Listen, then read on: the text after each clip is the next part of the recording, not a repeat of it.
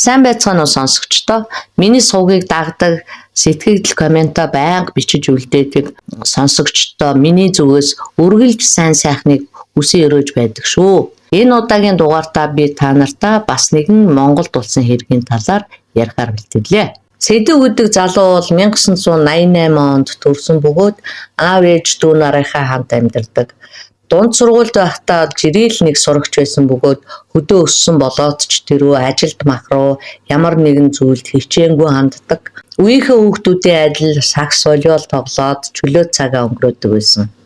Дунд сургуулиа төгсөөд хотод ирж 1 жил барилга дээр ажиллаж байгаад цэргийн албанд татагдсан юм байна. Цэрэгт очиод бие бэлдэр сайтай, үүрэг даалгавар сайн биелүүлдэг гээд төрөвч цолтой болсон. Сэдэв химийн батланд алба хаасан бөгөөд цэргээс халагдахад дарга нар нь түүнийг ангидаа улирч үлдэхийг зөвлөсөн учраас тэндээ улирч ахлагч цолтой болсон байдаг. Цэргийн бэлтгэл сургуультандаач бусдаасаа илт давуу байдаг учраас офицер дарга нар нь ч түүнд маш их сайн ханддаг байж. Тэгээд удалгүй цэргийн дээд сургуульд ирсэж тэндээ ч бас сайн суралцаж төгссөн. Цэргийн дээдэд сурч явах үедээ Доги гэдэг бүсгүйтэй танилцаж 2-3 жил үерхэж явсаар сургуулаа төгсөөд гэрлээд 3 ч хүүхэдтэй болсон бөгөөд эхнэр нь багш мэргэжилтэй оловч мэргэжлээрээ ажиллаагүй. Харин нэг компанид менежерээр ажилладаг болсон юм байна. Менежерийн ажил байнгын хөдөлгөөнтэй ажил байсан болохоор сэргэлэн цаваа эхнэрт нь бол ихэд зөгцдөг байсан гинэ. Тэгжээтэл Сэдэв сэргэлийн улс руу 1 жилийн хугацаатай инхийг сахиулах ажиллагаанд оролцохоор явсан. Энэ хооронд эхнэр нь бол ар гэрээ авч яваад хүүхдүүдээ ээж аваараа харуулдаг байсан болохоор орж гарах нь чөлөөтөө тэгээд ажил төрөлдөн саад болоод авах юм байхгүй. Доги ер нь хийж байгаа ажилдаа маш сайн хүмүүстэй харилцахтаач ямар нэгэн асуудалгүй байдаг болохоор удалгүй ахлах менежерч болж дэвшсэн юм байна. Компани ч мөн өсөж томорч байсан болохоор Доги гайгүй цалинтай өөрийн гэсэн машин дэрэгтэй ер нь л одоо орчин үеийн чадварлаг эмэгтэй нэг болсон юм байна да. Ингэж тэр хоёрын амьдрал өнгөлөг өөдтэй явж байсан. Сэдэв ч албаа сайн хааж ирээд дахиад л удалгүй инхийг сахиулах ажиллагаанд оролцохоор Судан руу яваад өгөв. Тэрээр нэлээд туршлагатай сайн офицер байсан учраас үүнээс хойш хэд дахин одоо инхийг сахиулах ажиллагаанд байн явсан юм байна.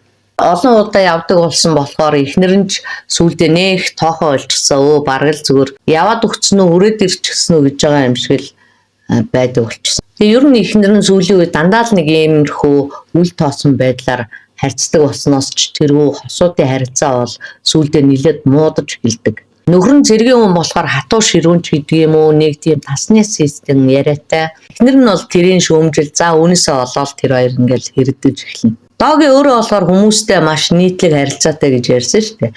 Тийм болохоор бусдтай амархан ойлголцдог, бусдаар хүндлүүлдэг. Тэгсэн мөртлөө нөхрөөсөө болохоор ямар ч хүндлэл хүлээдгүй байсан.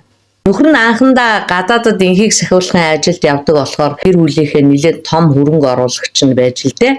Түүний оролцоогүй нэг ч юм байхгүй байсан болохоор Доги тэр үед бол нөхрийнхөө амыг хардаг, түүнээс асуудаг, түүнтэй зөвлөлддөг байсан. Харин явандаа эхнэр нь нийгэмд тодорхой байр суурьтай, өөрийн гэсэн хөрөнгө орлоготой болоод ирсэн учраас хуучин шиг одоо юм бүхэнд л одоо нөхрийнхөө амыг хараад байхгүй. Ерөнхийдөө хэлэхэд бол бие даасан эмэгтэй болсон.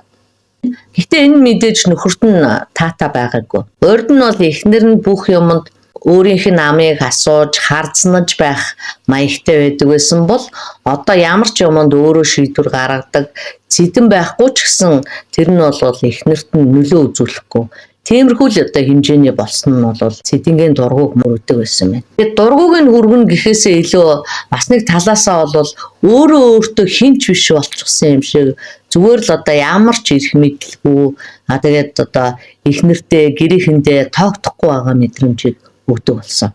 Ер нь ч одоо тэгээд өөрөө цэргийн хүн учраас арга барил нь ерөнхийдөө тушаангуй, захирангуй харьцдаг учраас эхнэрийнх нь энэ байдал бол түүний хор шарыг малтдаг байсан юм шиг байгаа юм л да. Ингээд одоо тэдний маргаан хэдэн жил дамнсан бөгөөд эхнэр нь ч гэсэн хуучинсаг өөрийгөө өөрчлөх хүсэлгүй нөхөртөө бол готорч эхэл. Тэгэж одоо нөхрийгөө үл тоодог болсноос ч тэгсэн юм уу байн оройтож ирэх болоод тэгсэн мөртлөө тэр оройтож ирж байгаа талаар ямар нэгэн шалтгаан хэлж худлаа унж гисэн тайлбар өгч ярилцдаггүй. Хээв нэг л ингэж байх ёстой юм шиг л байдаг байсан. Ялангуяа одоо Цэдүү хамгийн сүүлд гадагшаа ажиллагаанд яваад ирэхэд бол эхнэр нь байсгээл гэртээ халамцуу сохтуу ирэх болж түгээрч арахгүй тусдаа унтдаг болчихсон. Цэдүү нэг өдөр санамсаргүй тэгээд эхнэрийнхээ утсыг үзчихсэн чинь утсанд нь нэлээд дотн харилцаатай гэмээр мессеж ирсэн байна. Тэр дугаар руу нь өөрийнхөө утаснаас залгахад бол мэдээж эргэтэй хүн авсан. Ингээл одоо эхнэр нь түүнийг хуураад байна, араар нь тавиад байна гэдгийг олж мэдсэн баг. Юу юугүй шалчганаад байсангүй. Дотроо бол за ямар ч байсан баталгаатай юм дээр л барих хэрэгтэй гэж бодвол нэг өсөндөө чимээг өхөн одоо отоод сууж ирсэн баг. Оройтгоор нь мэдээ цогтуу ирэх учраас машин барьж ирэхгүй. Тэгээ ямар хүн үргэж ирэх нү гэж одоод байж итл эхнэр нь нэлээ халамцуу орж ирээд буудан дээрээ сууснаа шууд л уцаа гаргаад мессеж бичиж эхэлсэн гинэ. Тэгэнгүүт нь л чи хинтээ уугаад ирж байгаа хинлүү юм бичээд байгаа гэж асуусан чи өөр тоож байгаа шинжгүй байсан гинэ. Тэгэхээр зэрэг утсыг булааж аваад харсан чинь нөгөө дугаар руу нь бичиж байсан байна. Тэгсэн чи эхнэр доог нь алуу миний утсыг аваад яах гэдэг гэж уцаа булаацалцахын оронд яа тий харуул харж гэсэн шиг нэг ханг хантгаар нь зэрэг гинт одоо дургуун үрч түүнийг алгадаж авсан. За ингээд мэдээж эхнэр нь босч ирээл барилцаж аваад ингэр заамын хумсаараа майжиж баацхад бол Цэдвийн уур нь бүр их хүрч тэгээ доогийг маш хүчтэй түлхэд орхисон чинь толгоогоор ширээ мөргөөд толгой нь хагарч цус гарсан. Тэгээ толгоогоо алгаараа дарж цусаа харсан эхнэр нь бол бүр уурлаад ширээн дээр байсан юм авч идээ зүйлдээ хамаг юм нурааж хагалж эхэлсэн байна. Цэдвч мөчөөгөө өгсөнгөө шууд л түүнийг барьж аваад хоолойг нь боосон. Эр хүний одоо тэр тусмаа цэргийн хүний гар хуруу мэдээж хатуу байгаа шүү дээ. Ууранда тэрэгч бодоогүй шууд л одоо хоолойг нь боож байгаад нэг харсан чинь эхнэр нь ингээд эвгүй нугдас хийгээд явчихсан гинэ. Тэгээ нөхөр нь хэдийгээр өгчихвэ гэж дотроо ботсон ч гэсэн дотроос нь ямар нэг юм л нэг иймэрхүү одоо завхаа эмийг ер нь алсан ч яатын гэсэн бодол ингээд толгойг нь эзэмдээд байсан болохоор аврах гэж оролцсон ч бүү. Харин ч бүр нэмээд дээрэс нь хид удаа хүчтэй дэвсэж гарсан байгаа. Ээж аав хоёрынхоо байнгын хэрүүл тэмцэлд нь дасчихсан болоод ч тэр юм уу хүүхдүүд нь бол өрөөнөөсөө гарч ирээгүй юм байна л да тэр үед. Тэгтэл гинтл нэг хүн час хийж орилгох чимээгээр нь Цэдүү эргээд харсан чинь 7 дугаар ангид сурдаг охин нь бол байдгаараа хашгирцсан айчсан цосч ирсэн. Ахын ч бас дүүгийнхээ хашгирах чимээгээр өрөөнөөс гүйж гарч ирсэн. Ингээл одоо түргэн тусламж дуудсан. Мэдээж түргэний эмч ирэхэд бүсгүй айл хэдийн нас орчихсон байсан. Хүүхдүүд нь бол санамсаргүйгээр ээжийнхээ өвхлийг харсан болохоор харамсалтайгаар сүулт нь гэрч болсон байдаг. Цэдвийн эцэг их болохоор мэдээж хүүгээ алуурчин гэдгийг хүлээн зөвшөөрөхгүй бүх бурууг талигаачд өгсөн. Анх манад бэр болж байхдаа томоото даруухан л охин байсан.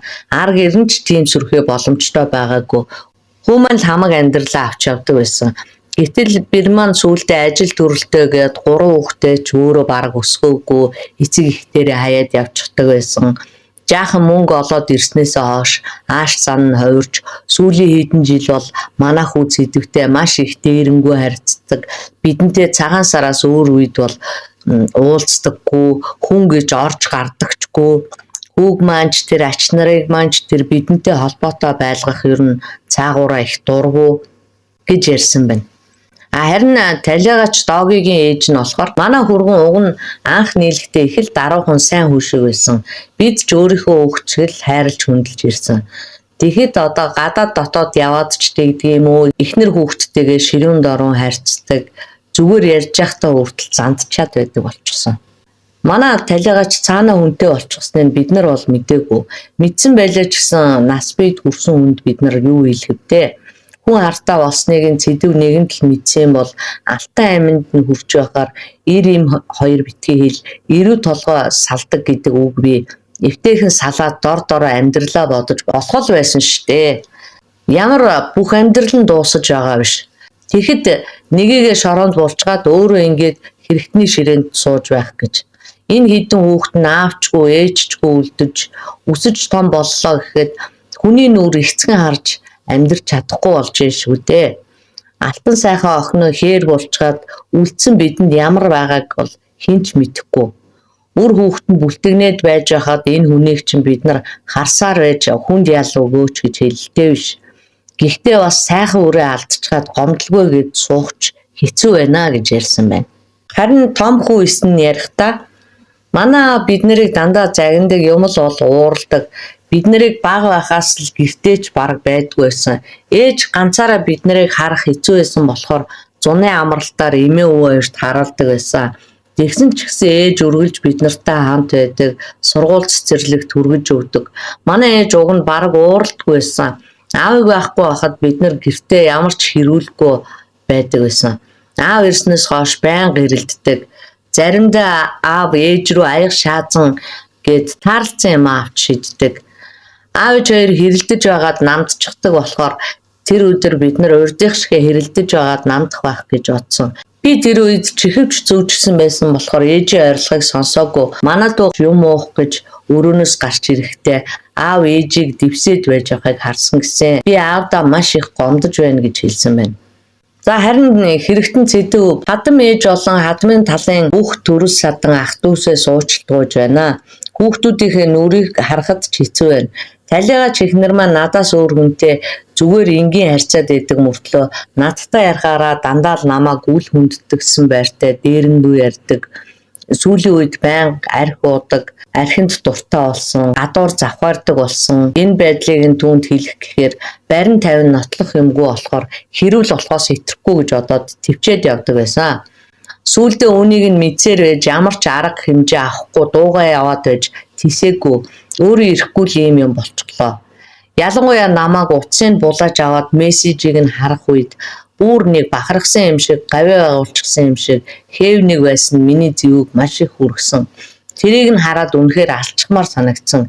Гэхдээ би эхнэрээ санаатаагаар алъя гэж бодоогүй. Уурандаа л юм хийчихлээ. Үнэхээр их гэмшиж байна гэж ярьсан байна. Гэвч одоо шүүх хурлаар энэхүү аллагыг санамсаргүй аллага гэж үзээгүй бөгөөд атаархал өс хонцонгийн сэтлэр хүний амийг санаатаа хохироорсон гэж үзээд түүнд 25 жилийн ял оноосон. Ер нь гэр бүлийн таагүй уур амьсгал гэдэг ихэвчлэн одоо бие биенийхээ дээр гарах гэсэн дээрэнгүй аминчхан зан бие биенийгээ үгүйсгэж өөрийгөө нэгдүгээр тавих гэдэг атаархлаас л болж одоо хамаг суурин тавигддаг.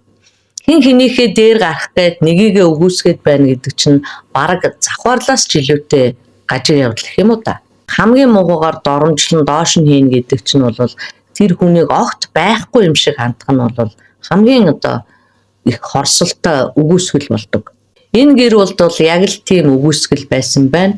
Нөхрийгөө хинч биш гэж бодсон. Нөхрийнхөө одоо гэр бүлдээ эзлэх орон зайг нь бараг байхгүй болгочихсон байна шүү дээ. Энэ бол одоо маш муухай. Гэхдээ хэрвээ нөхөр нь анханасаа одоо гэр бүлдээ өөрийгөө тэргуунд тавихгүйгээр эхнэртэйгээ эвсээд амьдардаг байсан бол эхнэр нь өөрөөс нь өндөр орлоготой боллоо ч гэсэн, том ажилтай боллоо ч гэсэн тэдэв тэгж шаналж зүдрэхгүй, хаягдсан мэдрэмж төрөхгүй байх байсан л та.